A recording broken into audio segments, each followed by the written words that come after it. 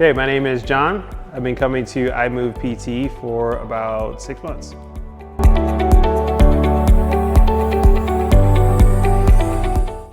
Yeah, I think just like most people, of course, I did high school sports. I played football in college for a short stint. I also joined the military. I was a helicopter pilot.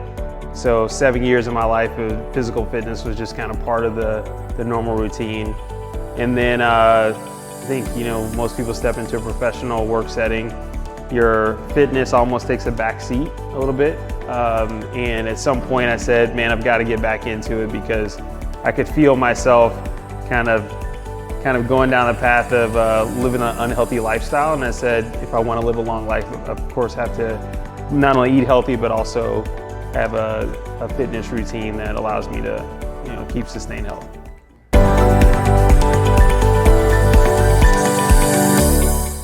So this was, I don't remember the year, but it was around the time that all my friends came to Colorado, and it must have been around like bachelor party time.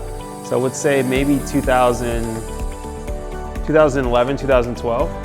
And I remember all of us thinking, we're gonna go, play basketball, go lift weights, probably play some video games, go out, in the evening. And we were exhausted after, half a day. And we all made a commitment to ourselves that it's like, man, we got to get back into it. We should be able to hang out more than half a day without being completely exhausted. So that was kind of the start of, I've had to be very intentional about working out. It's not something I could just wake up and do. So I would say like 2011, 2012 is kind of when I started to get back into it.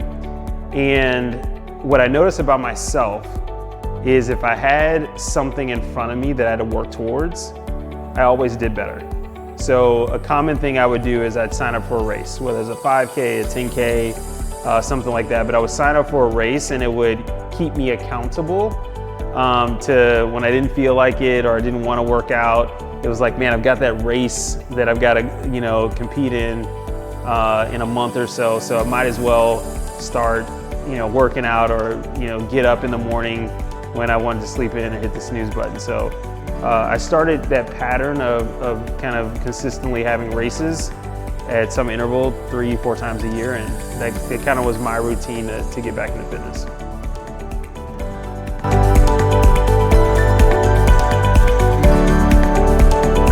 So in 2015, I had a bunch of friends that were doing this event called a Spartan race. They sent me a link and said, hey, they're gonna have a stadium race in Busch Stadium, and it's for hybrid athletes. So a little bit of running, also some obstacle courses. They're like, this should be right up your alley, former Army guy, you're gonna crush it, right? And I was like, man, it sounds like it'd be a fun thing to do, but I hadn't trained for something like that in years. So went to a CrossFit gym and said, okay, I'm gonna train to be a hybrid athlete. And I always indexed to one versus the other. So I would be really good at running and not so strong, or do a ton of lifting and didn't have any endurance. So that was really the kickstart of me being more of a hybrid athlete. So I did that race, fell in love with Spartan races, and progressively I've got more and more interested in doing competitive race. So ironically, 2024 was the first year that I said, okay, I'm gonna try a competitive race. And I did a competitive race and I got second to last in the competitive division. So a little embarrassing, but you gotta start from somewhere. And I told myself, in 2025, I'm gonna make a run at the World Championships. So that was my obnoxiously ambitious goal. And I started training really hard the end of 2024 in December. And then starting January 1, it was pedal to the metal. I've got to ramp up the intensity on the training and increase the volume. So volume plus intensity is kind of the equation I was using to get better. And I noticed that I wasn't able to keep up with that level of workout. And it started to make me think, I've got to figure out a different algorithm if I want to be able to compete competitively in 2025.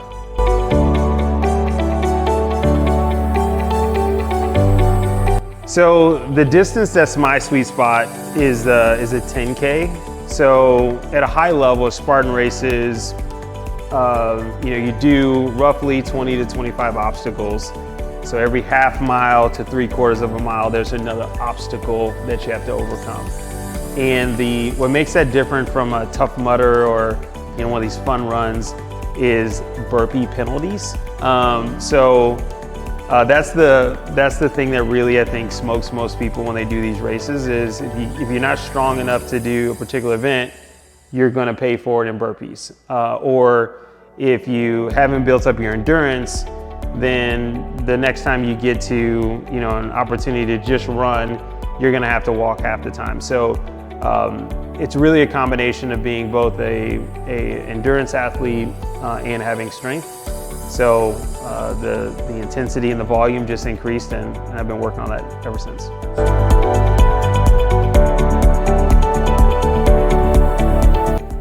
I think the shift for me was I noticed that I couldn't do as many days in a row. So my mindset was there, and I said, man, I'm 100% committed to doing this. The training regimen that I had was really dialed in. I knew specifically what are the things that I needed to work on to get better at the obstacle or to get better at the running. So I was really dialed in on what are the specific workout that I needed to do. But instead of me being able to work out 5-6 days in a row, I was only able to do 2 days. And then it was a day of recovery. And then I could do 2 days again, then a day of recovery. And if I did workouts that were longer, which is what I needed to be able to do, anything over an hour, I started to notice like a lot of fatigue in my calves. And when my calves start bothering me, then my hamstrings start bothering me. My hamstrings start bothering me and back start bothering me. So it started to snowball. And ultimately I was losing time on being able to consistently work out. So I had all the heart to get out there and work out, but it was just my body wasn't able to keep up with it. And I didn't feel like this was a problem I couldn't fix. I just wasn't using the right solution.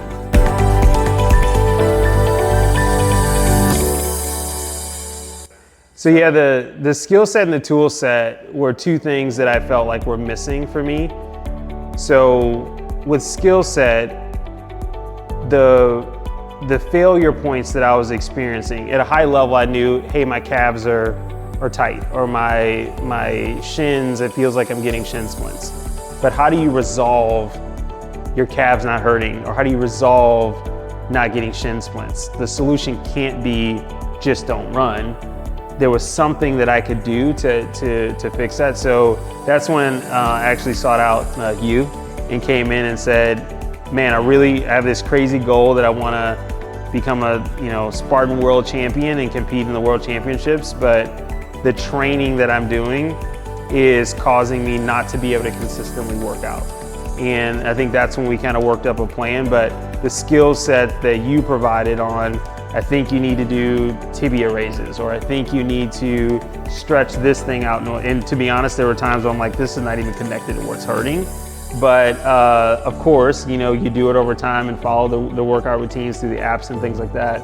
I was able to actually see a noticeable difference in my ability to consistently train. And that's been the real game changer for me, is I've been able to consistently work out. And I'm not gonna lie, there are times that I push the body and it needs to recover.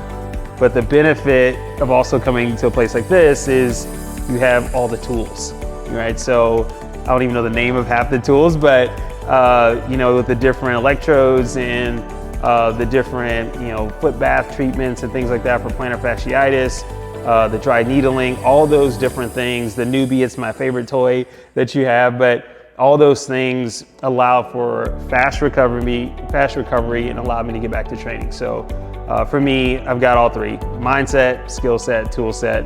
It's been a real game changer.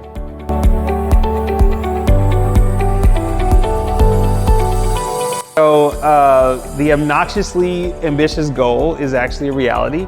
So to make it to the World Championships, I needed 2 top 25 finishes. So I was able to get that in the first quarter of the year.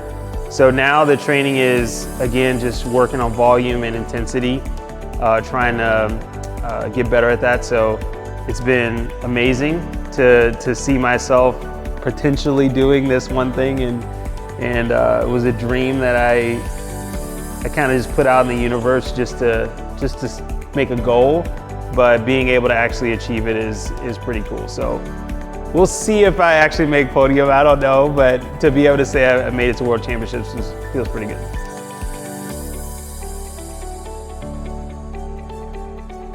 The first thing I would say is dream big.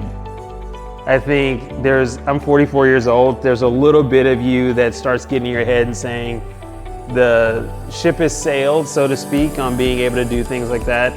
And I'm here to tell you that you can still do those things. It doesn't have to be a Spartan race. It could be you're gonna go walk the Grand Canyon, or you're gonna go to Disney World and go to the park with your grandkids. Whatever it is, that was my dream, but I think everyone has this idea of living a healthy, mobile life. So dream big and don't sell yourself short that moment has passed and you just have to deal with the current reality. The second thing I would say is it is essential that you have some sort of intentional skill training to allow you to do whatever that is. So for me, it requires the ability to run and lift heavy things, right? So I train on those things specifically, and I should have a recovery routine that helps me heal those things that I've been working. So that's the second thing. And then I would say don't skimp on the recovery.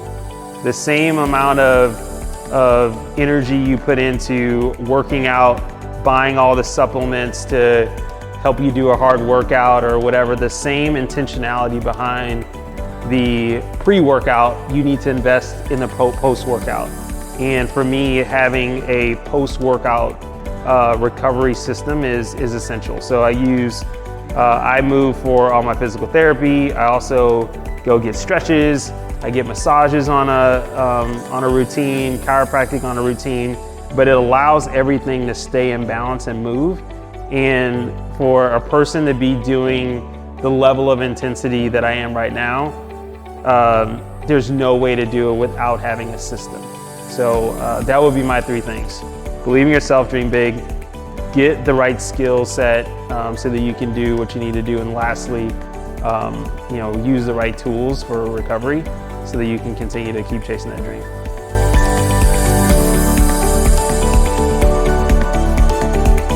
I don't think you have time for type 2 diabetes. So, I think it's important to invest in yourself. I mean, it's the greatest gift you can give yourself is to be healthy. So don't sell yourself short, invest in your own self.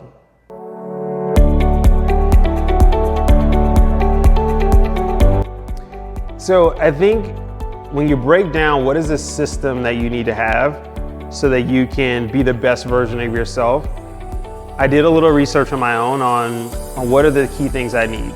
And the things that I needed were, I needed soft tissue recovery.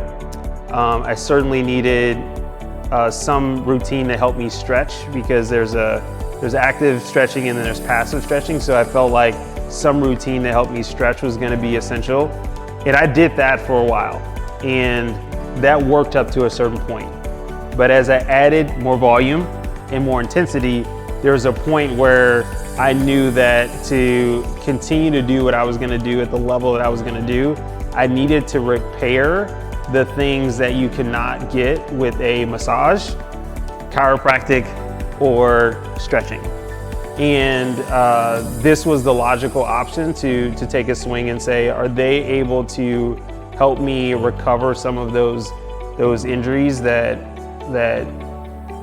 at the current time were only being healed by just not doing anything, right? So for me, that was really the genesis of why try physical therapy. It was because everything else could get me so far. There was something else needed to take me to the next level. And then when I think about why iMove PT, I did look at you on the website. I was looking for something that was more tailored to the person to help them achieve their goals. not tailored to, I just don't want you to have pain. So I was okay with the idea that there's going to be discomfort, but I wanted the program to allow me to achieve my particular goal. I felt like I've been at different places, and ultimately what I've been given the answer of is you need to not do that as much. And that just wasn't gonna work for me, right? And when I read through some of the testimonials and things like that, it was people saying they got back to doing the thing that they wanted to do, not I made a new lifestyle or I changed the way that I was going to live my life as a result. I wanted to be able to go climb on crazy obstacles and climb ropes and run half marathons and continue to do it. That's my level of crazy, but for me, that brings me joy. So that was the reason why I moved PT for me. It was the focus on me as the customer to help me achieve my goals, not just tell me how to not have pain.